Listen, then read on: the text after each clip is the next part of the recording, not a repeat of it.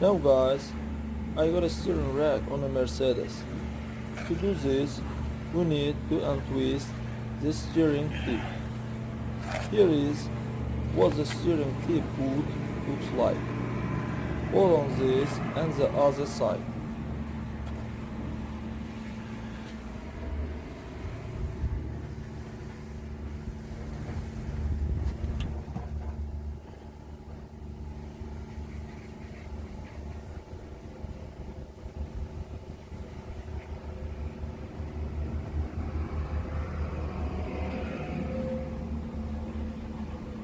Then we unwind two tubes.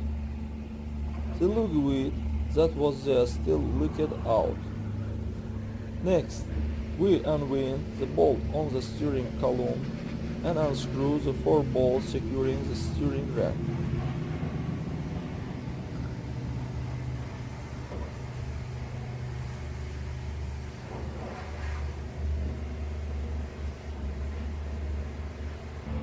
So, here I will immediately install the steering rod with a tip.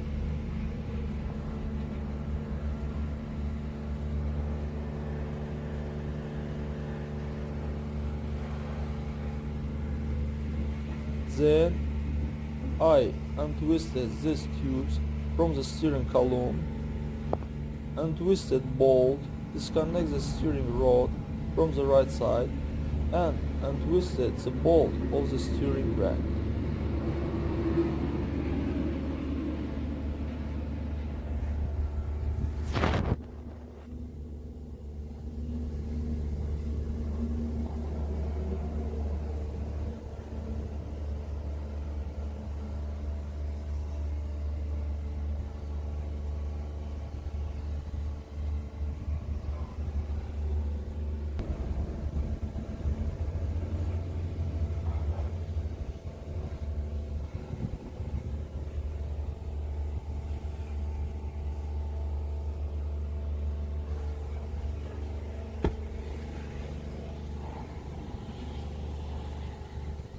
Now guys, to fix the steering rack alone without help, I fixed the rack to the stabilizer with a wire.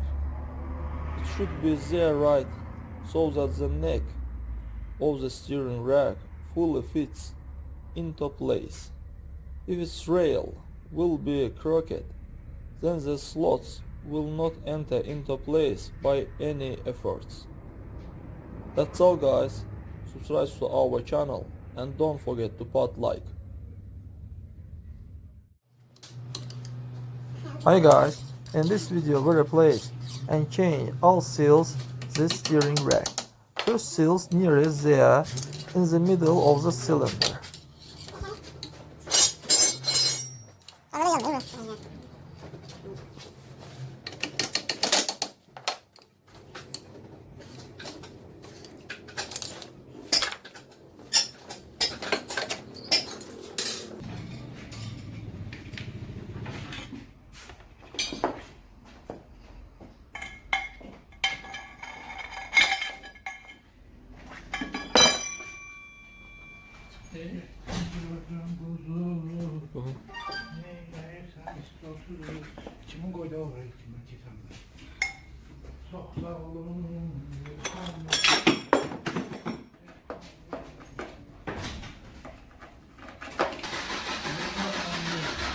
Now you need to get the gland from the slit, but first you need to disassemble it.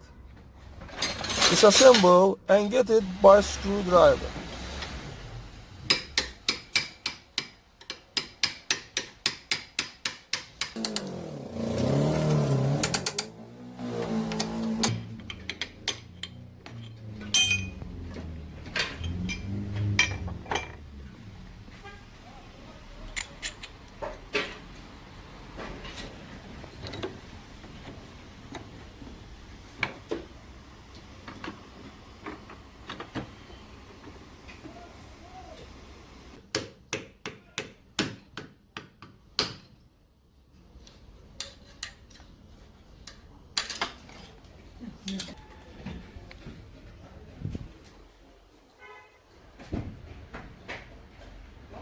sonic problem.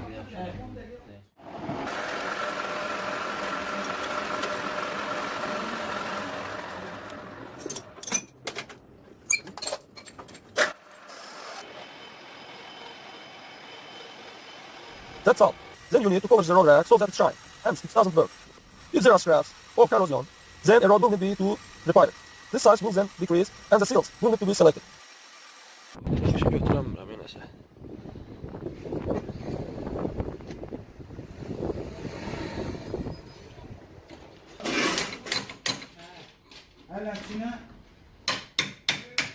Knock out the nut of the road rack and change the plastic on it. Next, collect the steering rack.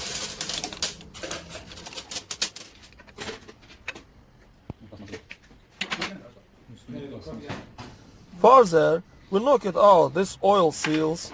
Now we will need to press it.